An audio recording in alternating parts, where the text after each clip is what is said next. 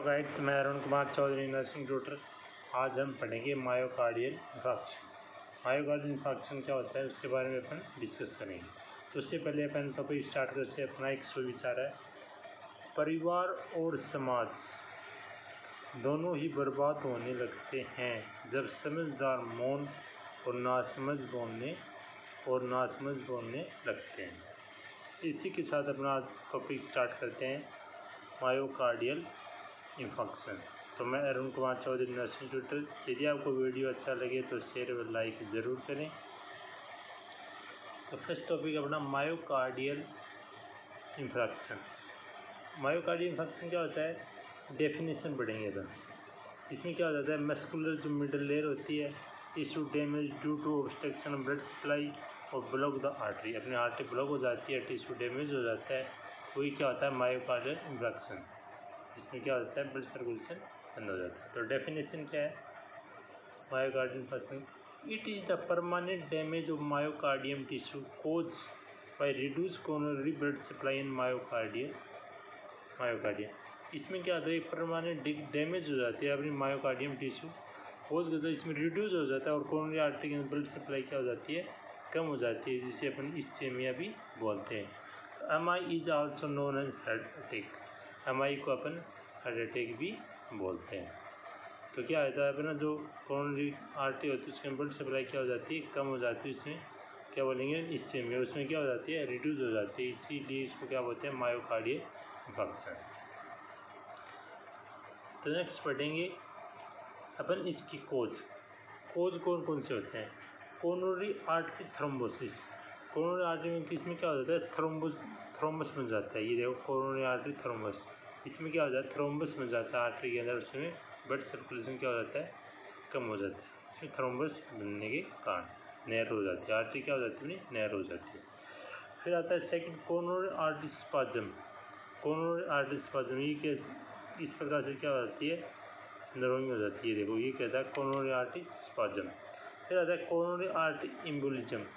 फिर आता है कोरोनरी आर्टरी एम्बोलिज्म, इसमें गांठ अपने आर्टरी के अंदर गांठ क्या हो जाती है, एक संरचना बन जाती है, इसमें ब्लड सर्कुलेशन क्या हो जाता है, रिड्यूस हो जाता है। और फिर क्या होता है एथेरोस्क्लेरोसिस। एथेरोस्क्लेरोसिस के अंदर क्या हो जाता है, अपना कोलेस्ट्रॉल जमा हो जाता है, ये क्या होता है अपना एथेरोस्क्लेरोसिस। कुछ अदर फैक्टर भी होते हैं जैसे हाइपरटेंशन हो गया, स्मोकिंग हो गया, ओबिसिटी हो गया और स्ट्रेस, ये क्या होते हैं अपने मायोकार्डियल इंफार्क्शन के कोज। नेक्स्ट आता है अपना 3 site of MI। 3 site of MI कौन से, लेफ्ट वेंट्रिकल द कॉमन। तो लेफ्ट वेंट्रिकल को कॉमन है, जैसे एंट्री इंफार्क्ट में क्या होता है, entry wall of the left ventricle plus apex, इसमें क्या होता है, इसमें क्या होता है, ब्लड सप्लाई कम हो जाती है। लेफ्ट ये अपना कौन सा है, ये लेफ्ट, इसमें क्या होता है, ब्लड सप्लाई क्या हो जाती है, कम हो जाती है, नोरो हो जाता है, ठीक है। फिर लेटरल इंफार्क्ट, इसमें lateral wall of the left ventricle. और फिर नेक्स्ट आता है पोस्टीरियर इफेक्ट में क्या होता है, पोस्टीरियर वाल द लेफ्ट वेंट्रिकल। इनमें क्या हो जाता है, इनमें नर्व ये स्पाज्म हो जाते हैं या इनमें थ्रोम्बस बन जाता है। तो इस प्रकार के अलग अलग साइन सिम्टम होते हैं। इस प्रकार से इस MI की 3 साइड महत्वपूर्ण है, एंट्री इंफार्क्ट, लेटरल इंफार्क्ट और posterior infarct. Right ventricle rare, due to right ventricle rare होता है due to occlusion of the right coronary artery. Right coronary artery के अंदर ओकुलेशन उसमें उससे जमा हो जाता है, कोलेस्ट्रेस, उसमें क्या हो जाता है, अपना ब्लड सर्कुलेशन कम हो जाता है। तो due to occlusion of the right coronary artery. Next आता है अपना पैथोफिजियोलॉजी। अब MI की पैथोफिजियोलॉजी क्या है, coronary artery thrombosis spasm embolism.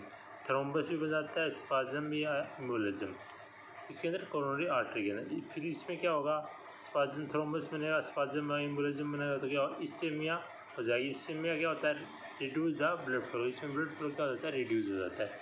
फिर क्या होता है, reduce myocardial blood supply and increase myocardial oxygen demand.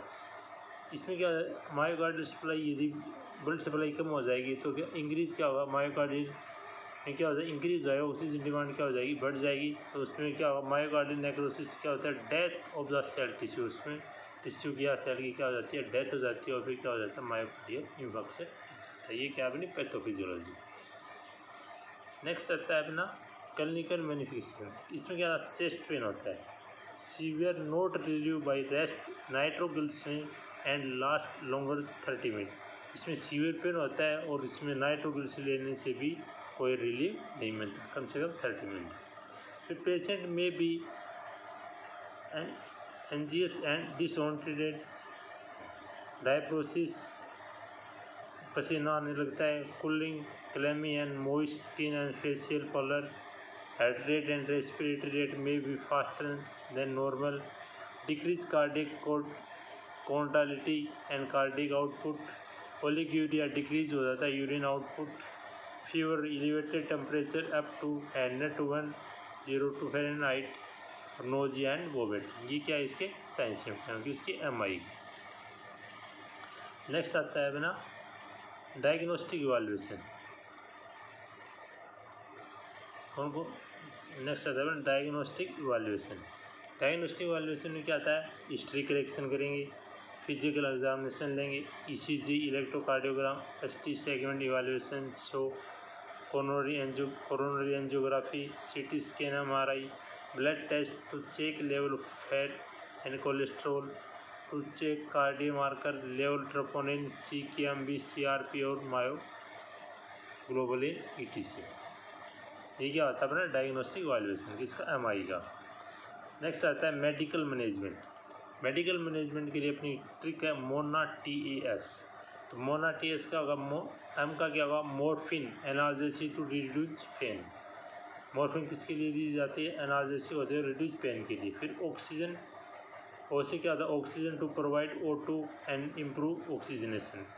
फिर nitroglycerin causes vasodilation and increase blood supply to myocardium. Aspirin anti thrombolytic which prevent formation of thrombosis, thrombolytic to break and dissolve the thrombosis, anticoagulant to break the prevent and formation of clot, और sedative to give rest to the patient. ये क्या अपना medical management किसका, MI का। तो आपको ये trick याद करनी, मोना TAS, मोना। नेक्स्ट आता है सर्जिकल मैनेजमेंट। सर्जिकल मैनेजमेंट में क्या करेंगे, कोरोनरी आर्टरी बाईपास। इसमें coronary bypass surgery is one treatment option if you have a block artery to your head. देखिए हम अपन सर्जरी करें, कोरोनरी की बाईपास क्या करेंगे, सर्जरी करेंगे, उसमें इस तरह उसको बाईपास कर दें, ठीक है। फिर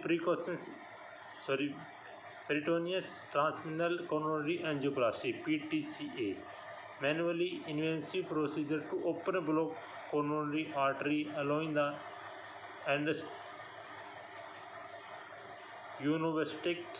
blood flow the myocardium। इसके अंदर आप डायरेक्ट के उसके अंदर क्या करते हैं, एंजियोप्लास्टी करते हैं, जिससे अपना ब्लड फ्लो उसको कोरोनरी आर्टरी के अंदर वो ब्लॉक उसको हट जाता है और इसमें सर्कुलेशन स्टार्ट हो जाता है।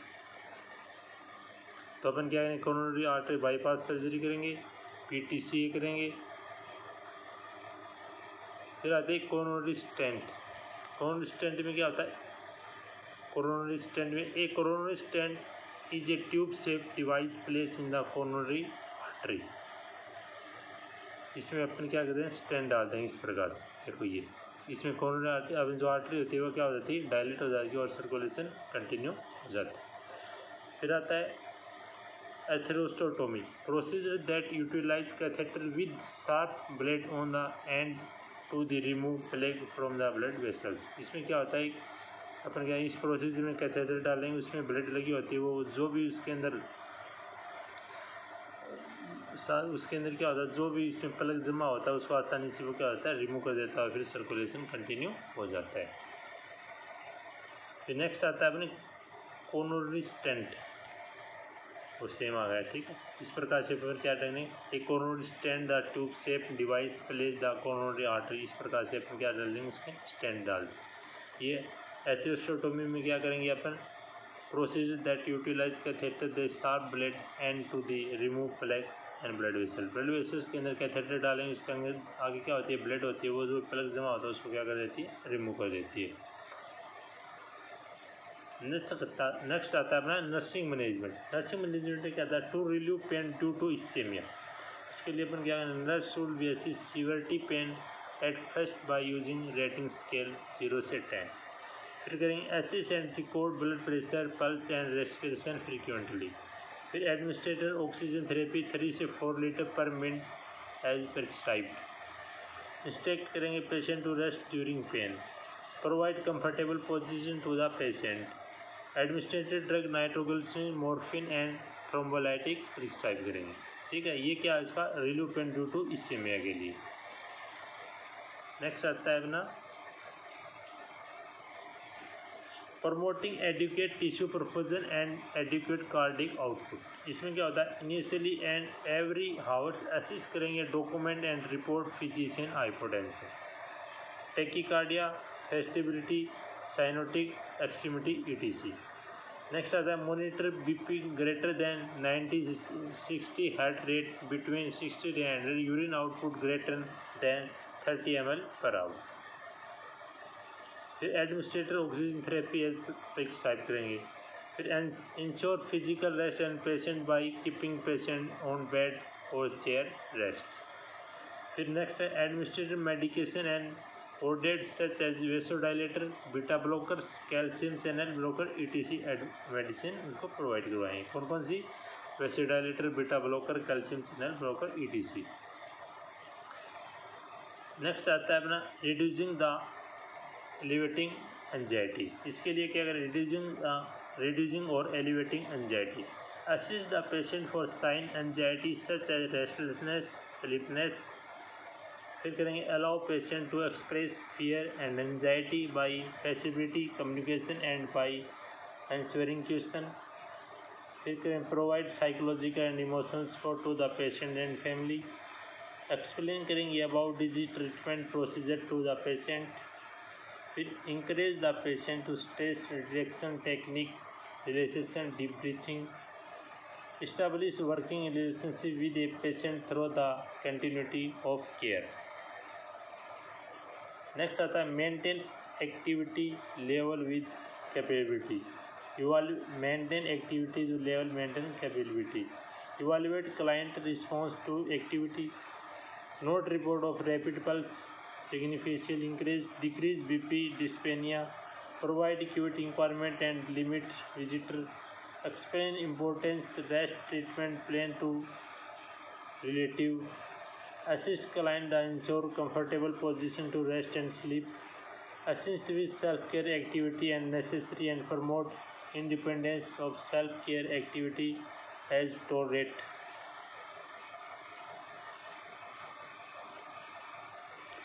Next are to educate patient and their family members. Educate patient about respected disease to reduce chance and recurrent attack. Assist patient to develop patient self-monitoring skills. Inform the patient and family members about disease cause and treatment. Advise patient eat 3-4 small meals per day rather than large heavy meal. Instruct patient and family members follow the healthy life and style. Avoid coffee, alcohol and smoking. Avoid fatty food and take medicine on time. ये क्या आपका nursing manager. Okay, यदि guides आपको video अच्छा लगे तो channel को क्या करें, सब्सक्राइब करें, लाइक करें, शेयर करें और एक कमेंट भी करें ताकि आपको नेक्स्ट, और बेल आइकन को भी प्रेस करें यदि वीडियो आपको अच्छा लगे तो शेयर भी करें। ओके गाइड्स, फिर मिलते हैं कुछ अच्छे वीडियो के साथ। यदि आपको किसी भी वीडियो लेक्चर्स के नोट PDF में चाहिए तो मेरे 9468147220 पर क्या करें, आप टॉपिक का नाम लिख के SMS करें, आपको PDF नोट्स भी प्रोवाइड करवाएंगे। Okay, thank you guides.